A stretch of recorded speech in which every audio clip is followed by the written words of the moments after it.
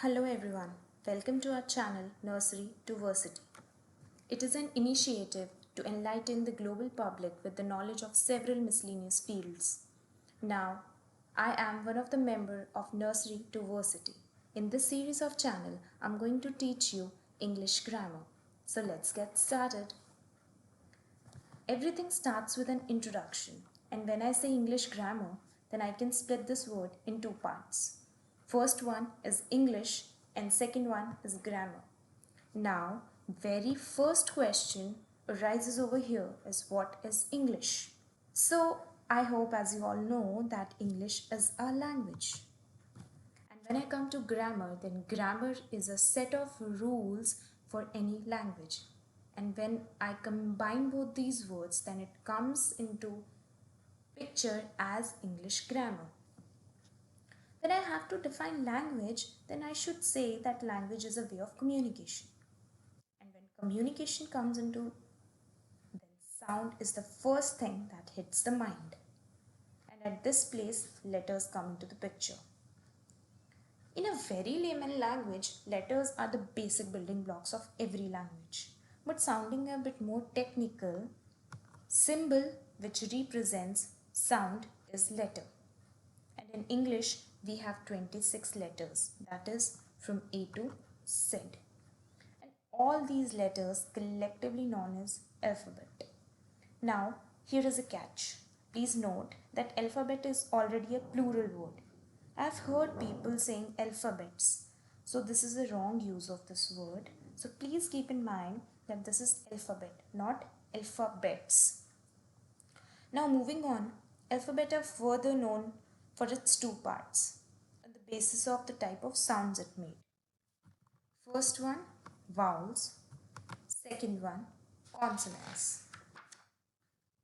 Here, A, E, I, O, U are the 5 letters that come under the category of vowels, and rest of the alphabet comes under consonants like C, D, X, Y, Z, and so on.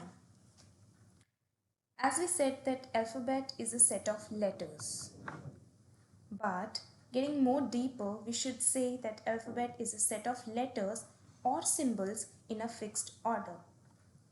So after this concept of alphabet, the next thing to be considered should be word. And as you all know that a meaningful unit of letters is a word. Now let's see how important is this word meaningful in this definition.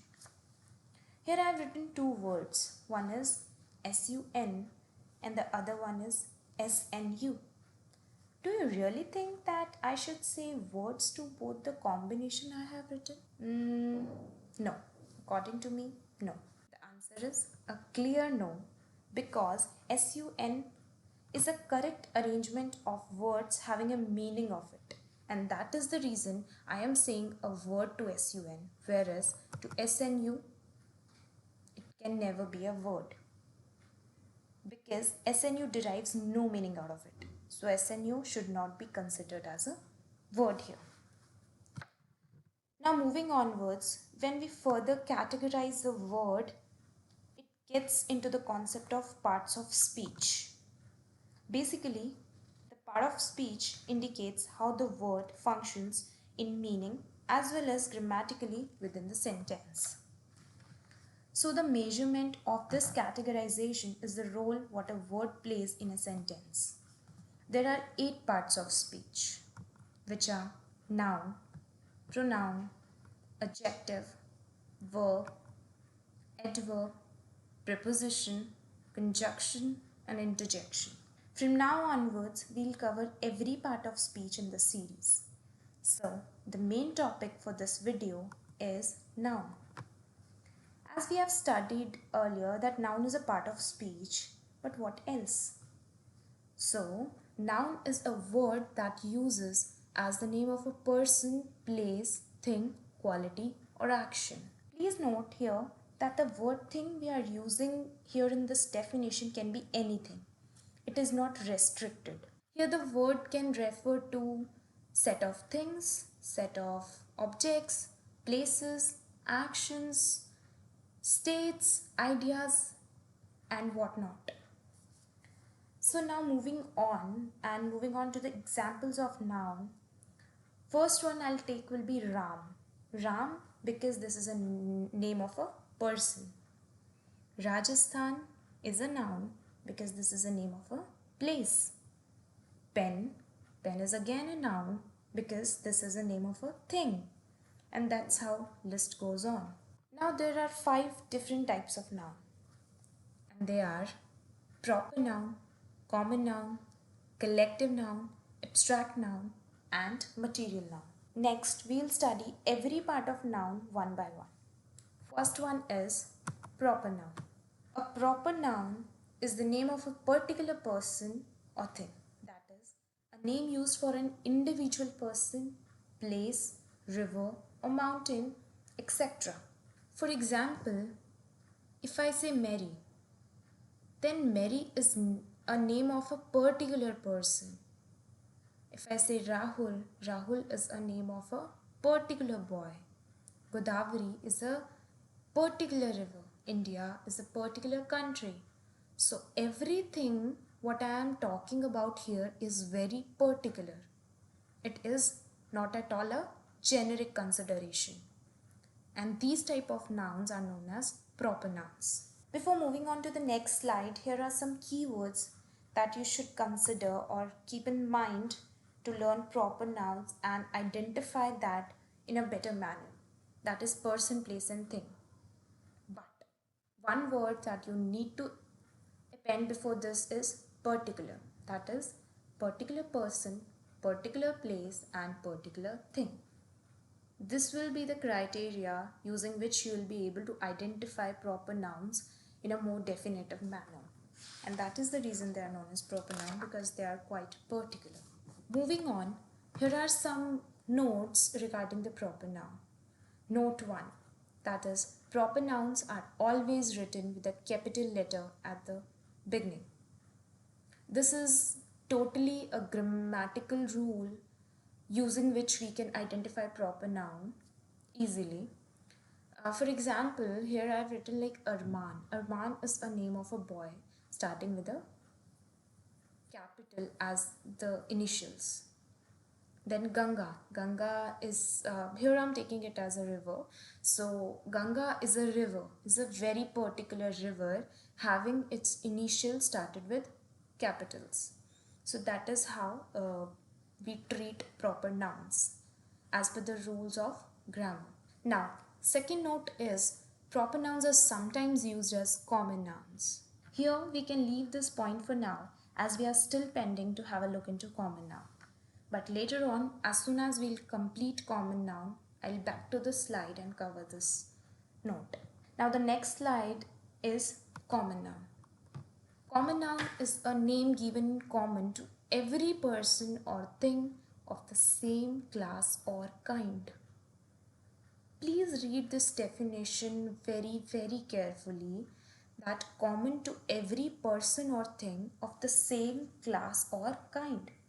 Basically, it defines generic perspective to anything, which can point to a whole related community of its own kind. For example, if I say girl, she can be any.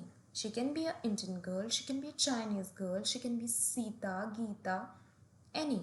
There is no particular specification about that. When I say country, it can be any. It can be India, it can be America, it can be any. So basically this is a general perspective. So now as we have studied common noun, so here again the keynotes to be considered should be person, place and thing. But here the append should be common person, common place, common thing.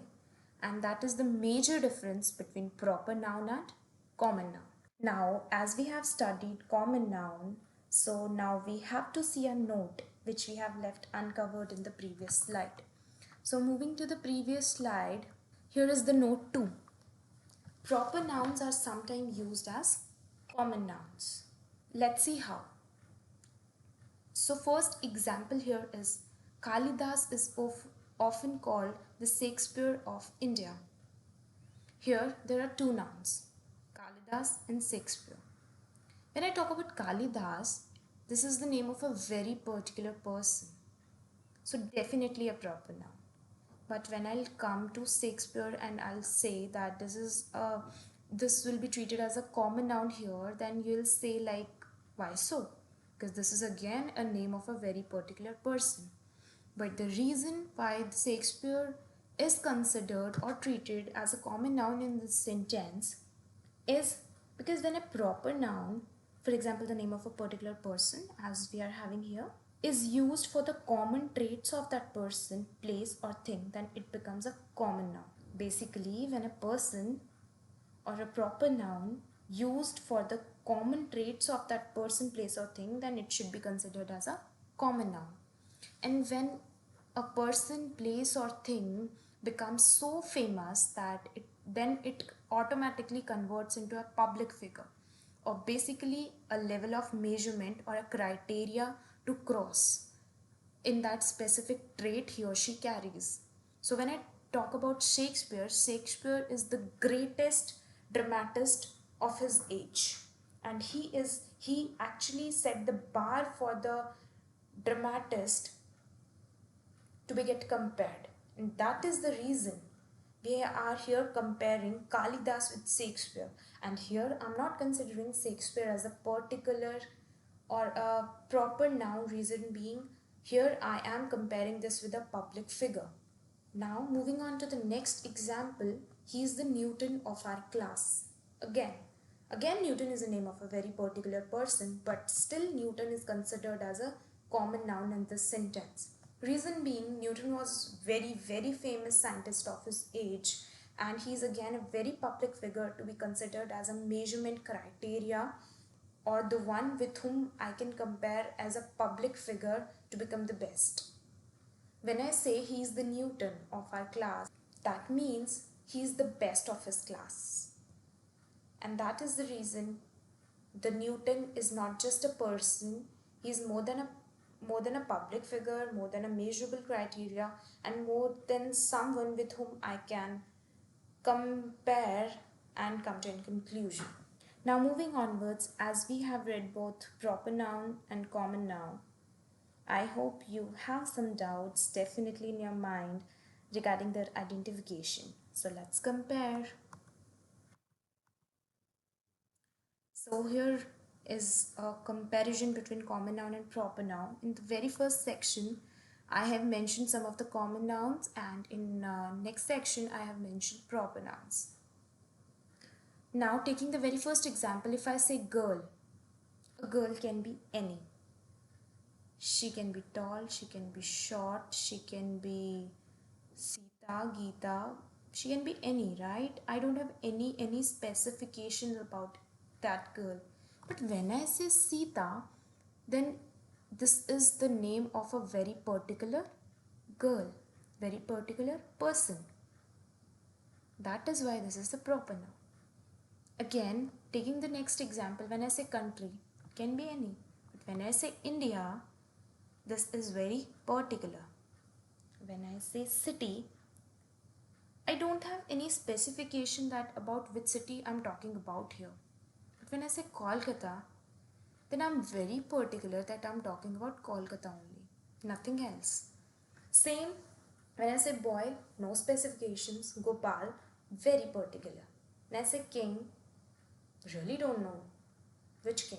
When I say Ashoka, very clear that Ashoka is the only king I'm talking about. When I say subject, it can be any, but when I say English, then it's very particular. So at the end of this screen, I should say that proper noun is very specific, whereas when common noun is very generic. And that is the major difference between both of them. Now let's see the third type of noun, that is collective noun. Collective noun is the name of a number of persons or things taken together and spoken of as one whole. That means it points to a group of anything that is of its own kind. For example, if I say an army is a collection of soldiers. Soldiers are the people that serve for the country, right? So basically, when I say or when I talk about a collection, collection is always a group of anything that either may be person, place, or thing, anything that serves for a single motto or that serves for a single destination, that have a single focused destination. Now, taking another example, take it like crowd. Crowd is always a collection of people. People are same on its own kind.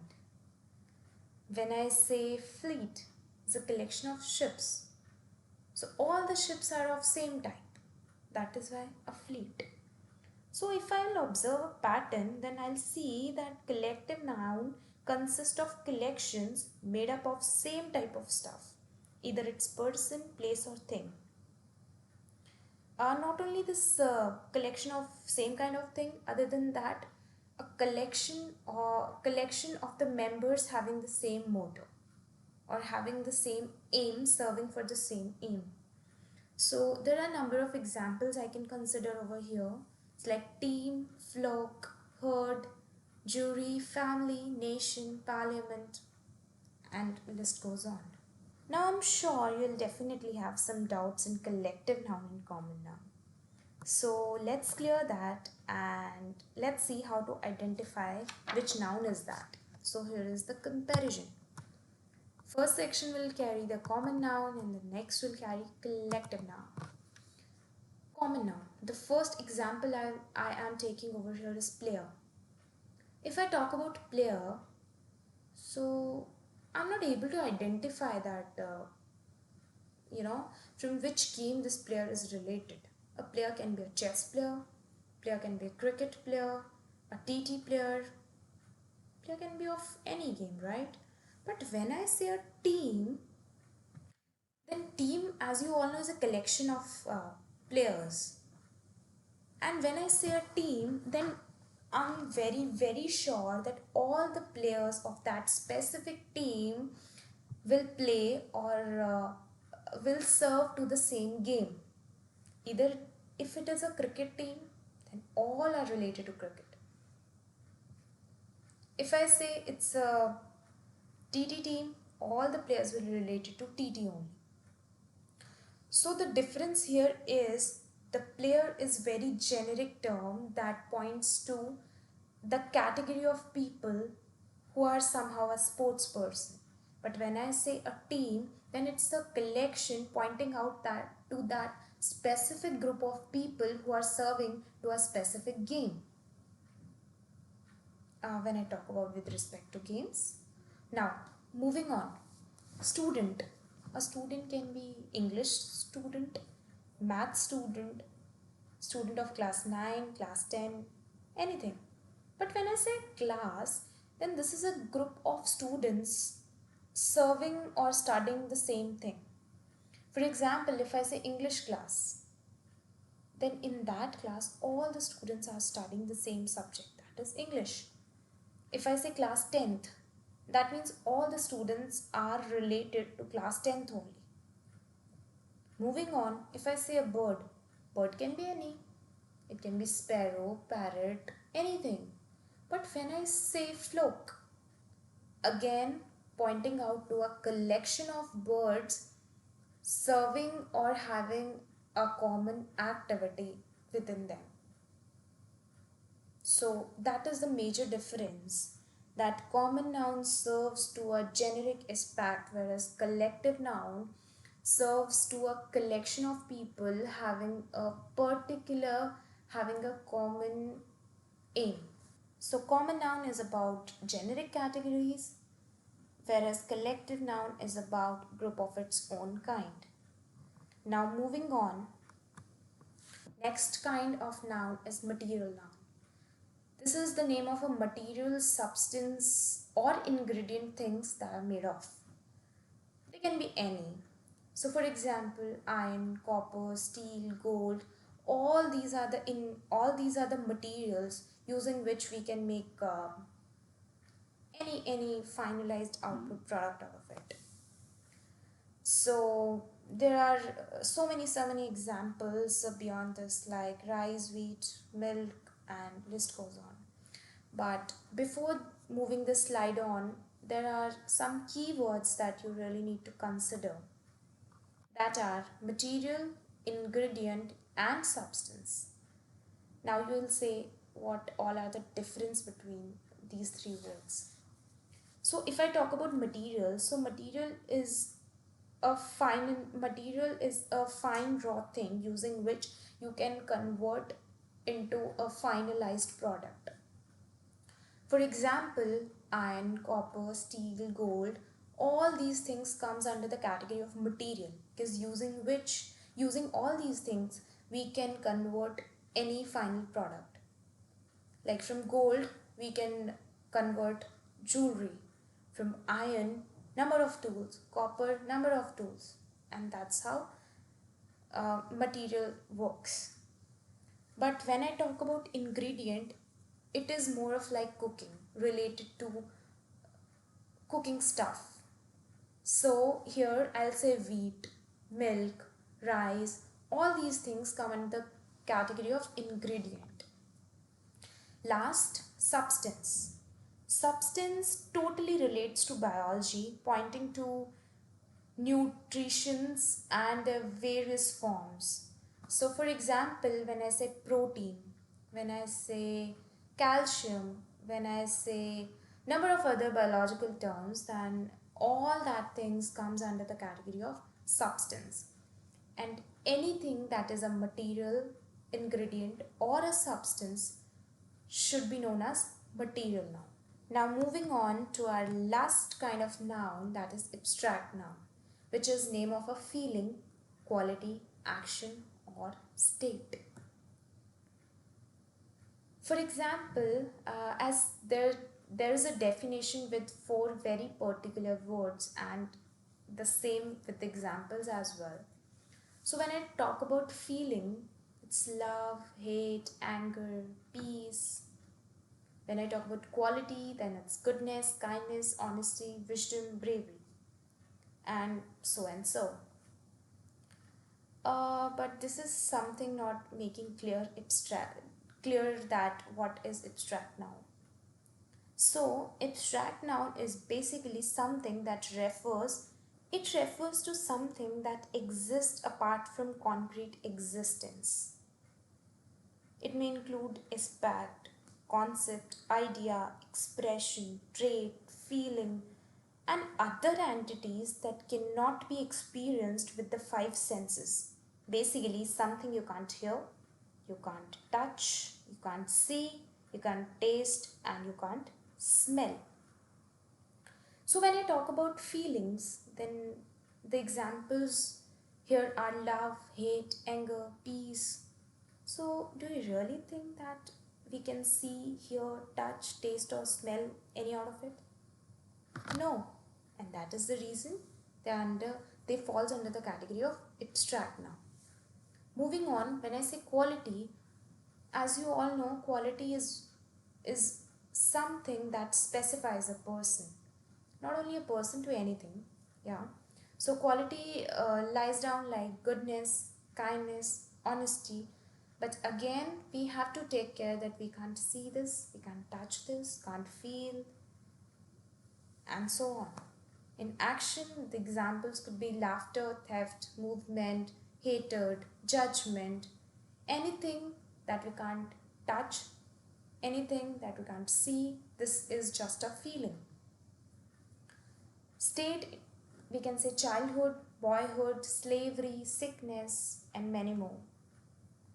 Now, here again, we have some keywords that need to be get considered. There are four keywords, that is, first one is feeling, second quality, third action, and fourth state. Please keep in mind these four keywords that will definitely help you to identify that what type of noun is that. So, as we have completed the basics of noun and its kind, so it's time to practice. Here are some sentences in which I have underlined the nouns, so you need to identify that what type of noun it is. For practicing along with the slide, please comment in the comment box below. So let's get started with the exercise. The first sentence is Shelly is a doctor. Now, Shelly is a doctor.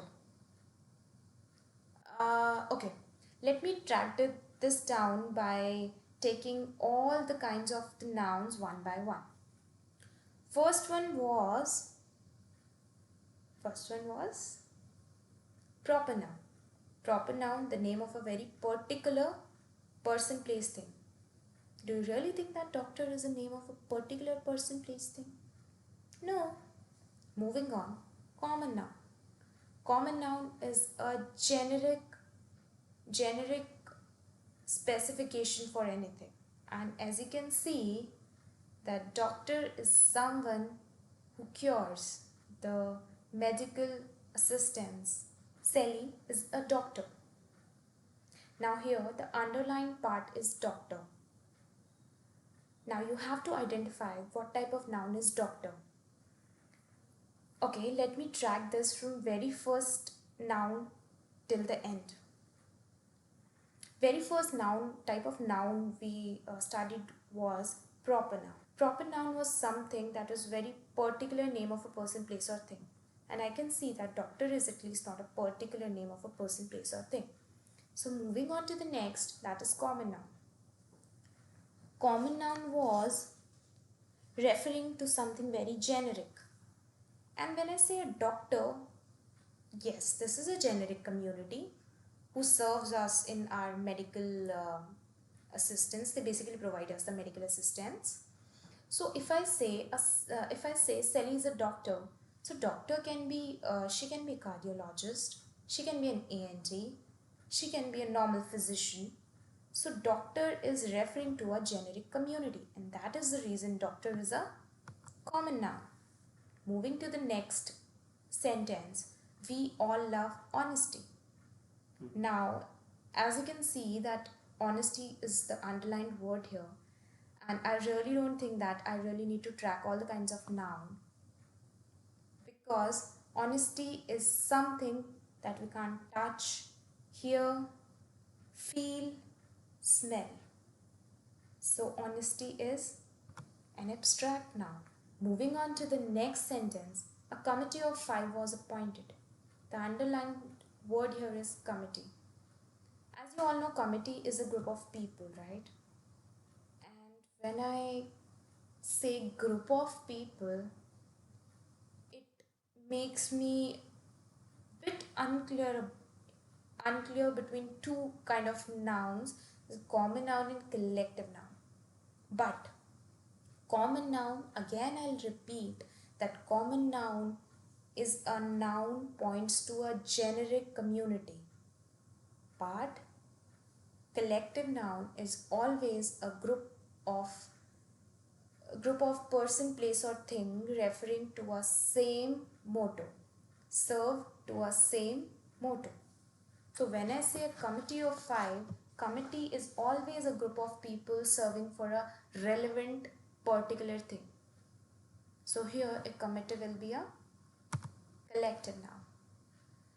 Because if I say this is committee for my society, that means all the people in that committee will serve for the society. And that's how the collective noun goes. Next one is Jawaharlal Nehru was the first Prime Minister of India. So Jawaharlal Nehru is the underlined word over here. As you can see that it's very clear this is a name of a very particular person. So this is proper noun. And last example is calcium is a good mineral for health. This is not at least a name of a particular person, place or thing. It can't be a proper noun. Can't be a common noun as well, because this is really not pointing out to a generic community. And coming on to the collective noun, this is not group of anything. Now last we have abstract noun and material noun. Can't be abstract noun because this is not something we can feel. We can touch calcium, right? We can feel calcium when we take calcium tablets and all. Last is material noun. And as I said that substance, material and ingredients fall under this category.